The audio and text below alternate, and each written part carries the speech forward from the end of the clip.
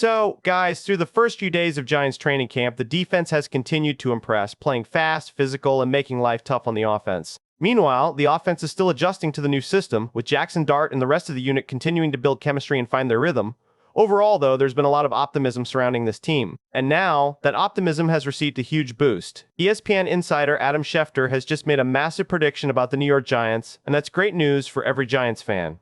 So I'm going to break down exactly what Schefter predicted, what it means for the Giants, and everything else that happened during training camp day 3. What's up, Big Blue? Welcome to the NFL Playbook Giants.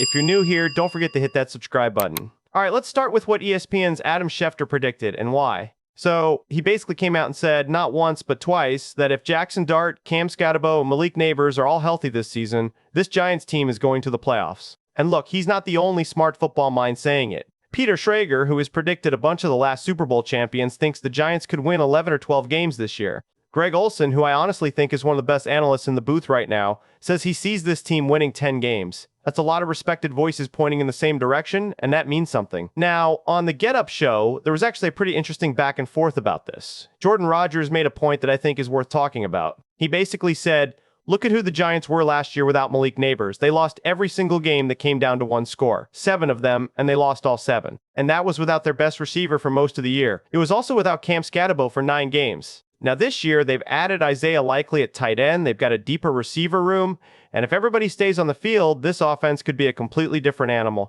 Last year, even without all their weapons, they were still a top 15 offense with Jaxson Dart at the wheel, averaging 22 points a game. Now imagine that with Malik Nabers, Isaiah Likely, and a healthy Skattebo all rolling at the same time. That's the kind of jump that turns a decent offense into a real problem for opposing defenses. And Schefter actually clapped back a little when Jordan Rodgers brought this up. He said, hold on, you didn't even mention that they hired John Harbaugh to coach this team, and honestly, that's a fair point. Bringing in a coach like that changes things beyond just X's and O's. It changes the culture, it changes the discipline, and it changes how a team handles close games. And that's really the whole argument here.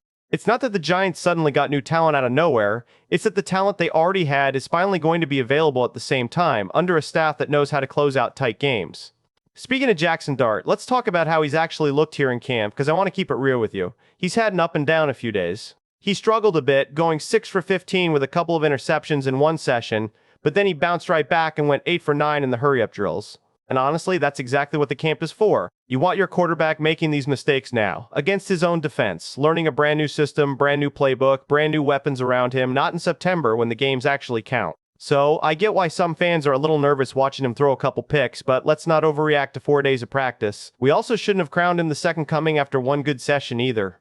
The truth is, we're not going to really know what this offense looks like until they put the pads on for real against Dallas in Week 1. Now, look, Jaxson Dart actually had a really solid rookie season if you think about it honestly. He didn't have much of a receiving core to work with for a good chunk of the year. He didn't have Malik Nabers for a stretch, and he lost Skattebo a few games into his career too. Despite all that, the Giants just didn't have a lot of weapons around him, and he still managed to keep this offense competitive. Now he's walking into camp with way more options, a brand new coaching staff, and a full offseason in the building.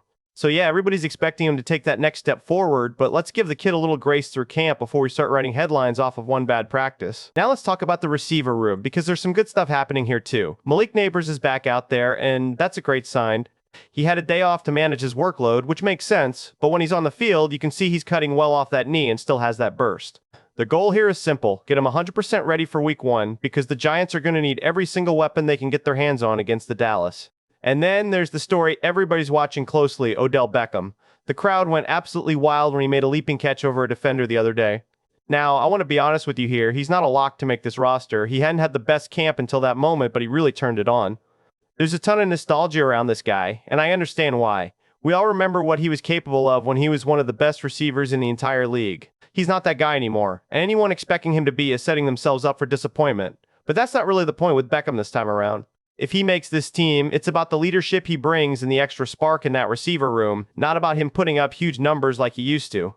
It's a nice story, and I'll be rooting for him, but let's keep our expectations grounded. Okay, now let's shift over to the defense, because there's been a lot to like here too. The unit has looked fast and physical through the first few days, and that's exactly what you want to see this early in camp. Colton Hood actually had a pick 6 against Jameis Winston, though it ended up getting wiped out by a penalty. Still, that's the kind of playmaking flash you want to see from your secondary this time of year. And the other name everybody's buzzing about on defense is Abdul Carter. This guy has looked ridiculous out there. Now, I'll be the first to say they're not in pads yet. They're not really hitting each other, so you can't get too high off of shorts and helmets practice.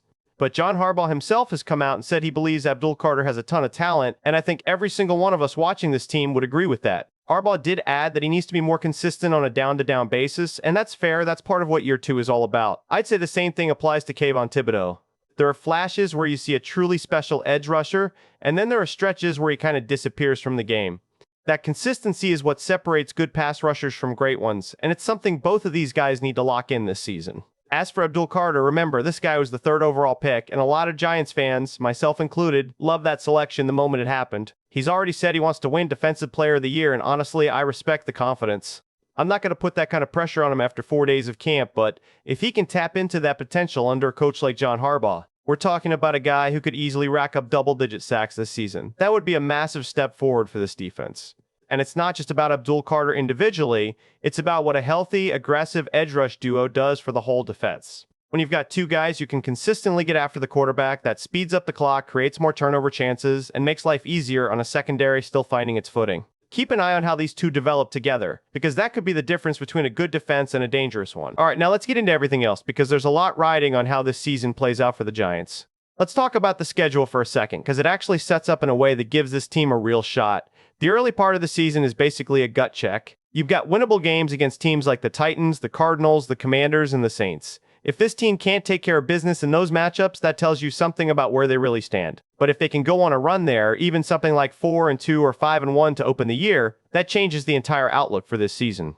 Then things get tougher in the middle of the schedule, with games against the Eagles and a home split against the Commanders again later on. But honestly, there's not a single game on the schedule that looks unwinnable on paper. That's the part that gets me excited. It's not about whether this roster has enough talent to compete, it's about whether they can actually go out and execute week after week. And that brings me to the win total conversation everybody's been having. The number being thrown around is 7.5 wins for the Giants this season. Now, I know that might not sound like a huge number, but think about where this franchise has been the last few years.